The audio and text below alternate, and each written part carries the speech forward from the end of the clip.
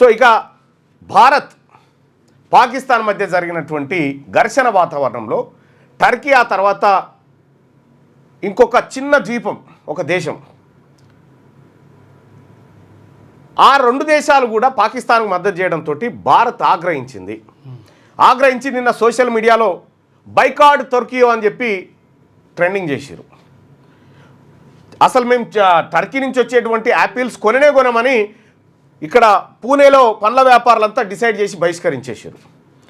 ఈ టర్కీ నుంచి వచ్చేటువంటి సుగంధ మన ఆభరణాలు కానీ డ్రై ఫ్రూట్స్ కానీ పాలరాతులు మన రాళ్ళు కానీ వీటిని మేము తీసుకోబోమని చెప్పి టర్కీని ఆర్థికంగా దెబ్బకొట్టేటువంటి ప్రయత్నాన్ని దిగ్విజయంగా సోషల్ మీడియా సైనికులు చేసిరు.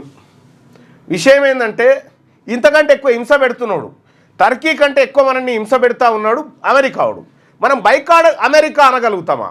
అంత శక్తి ఎప్పుడు వస్తుంది భారత్కి? మేము మీకు వాణిజ్యం కట్ చేస్తామంటేనే యుద్ధం ఆపినారు మీరు అనేటువంటి మాటలు ట్రంప్ చేసిన తర్వాత మనకు టర్కీ కంటే పెద్ద ప్రమాదకారి అమెరికానే కనిపిస్తూ ఉంది. సో మరి ఆ నిర్ణయాలు ఎట్లా జరుగుతాయో చూడాలి. ఒక భారతదేశం టర్కీ ఒకటే కాదు, ఇక్కడ అమెరికా నుంచి ఇటు చైనా నుంచి అన్ని దేశాల నుంచి దిగుమతులు చేసుకుంటూ ఉంది.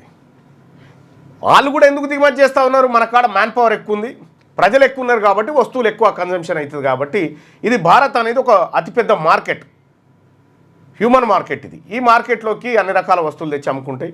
సో దానికి జీరో టారిఫ్ ఒప్పుకుంది. అంటే అమెరికా ఎగుమతి చేసేటువంటి వస్తువులకు జీరో టారిఫ్, అంటే పన్ను లేదు, దానికి భారత్ ఒప్పుకుందని చెప్పి ట్రంప్ చెప్తాడు. ఇక విదేశాంగ శాఖ మంత్రి జయశంకర్ గారు అంటారు అవును ఆలోచిస్తున్నామని చెప్తాడు. ఎంత అద్భుతమైన వ్యవహారం. ఖండించాలి, ఒకవేళ నిజంగా అయితే అట్లయితే ఖండించాలి, అది లేదు.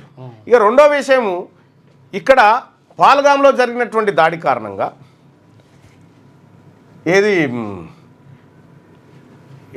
ఇదరాలు మొగలు కొట్లాడి పోరని బాయిలేసినట్టుగా పాకిస్తాన్ భారత్ కొట్లాడుకుంటే బలూచిస్తాన్ ప్రత్యేక దేశం అని చెప్పి వాళ్ళు మరింత ఉధృతం చేసి పారేసారు ఉద్యమాన్ని. ఇవాళ ప్రత్యేక దేశంగా మాకు గుర్తింపునియాలని చెప్పి వాళ్ళు ప్రపంచం ముంగట వాళ్ళ పటాన్ని జెండాను పెట్టి ఇది మా దేశం, మాకు ఐక్యరాజ్యసమితి గుర్తింపు కావాలి, భారత్ కూడా మమ్మల్ని ప్రత్యేక దేశంగా గుర్తించాలని చెప్పి భారత్కు మిత్ర దేశంగా కనిపిస్తూ ఉంది ఇప్పుడు బలూచిస్తాన్. అంటే శత్రు ఇప్పుడు వాస్తవానికి అమెరికా మనకు చేసింది మోసమే, పాకిస్తాన్ చేసింది మోసమే, టర్కీ చేసింది మోసమే, చైనా చేసింది మోసమే, బంగ్లాదేశ్ మోసమే చేసింది. ఇప్పుడు మనకు దోస్తాన్ ఎవరైనా ఉన్నారంటే అది బలూచిస్తాన్ ఒకటే. ఈ యుద్ధం ద్వారా తేలినటువంటి నీతి ఇది. సరే, ఏదేమైనప్పటికీ కూడా భారత్ అన్ని రకాలుగా అన్ని అంశాల పట్ల ముందుకు పోవాలి, సాగాలి.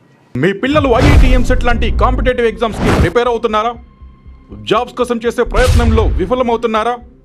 ఇంగ్లీష్పై పట్టు సాధించలేక పోటీ ప్రపంచంలో వెనుకబడుతున్నారా? స్టేట్ సిలబస్ అయినా సెంట్రల్ సిలబస్ అయినా అన్ని సబ్జెక్టులు ఇప్పుడు ఒక్క క్లిక్లో. షేక్ స్పైకర్ ఇప్పటి వరకు ఎవరు తయారు చేయలేని విధంగా రూపొందించబడిన సరికొత్త యాప్. ఇప్పుడే షేక్ స్పైకర్ యాప్ని ప్లేస్టోర్ నుండి డౌన్లోడ్ చేసుకోండి. కేవలం 1000 రూపాయలకే 7 ఏళ్ల పాటు సబ్స్క్రిప్షన్ పొందండి.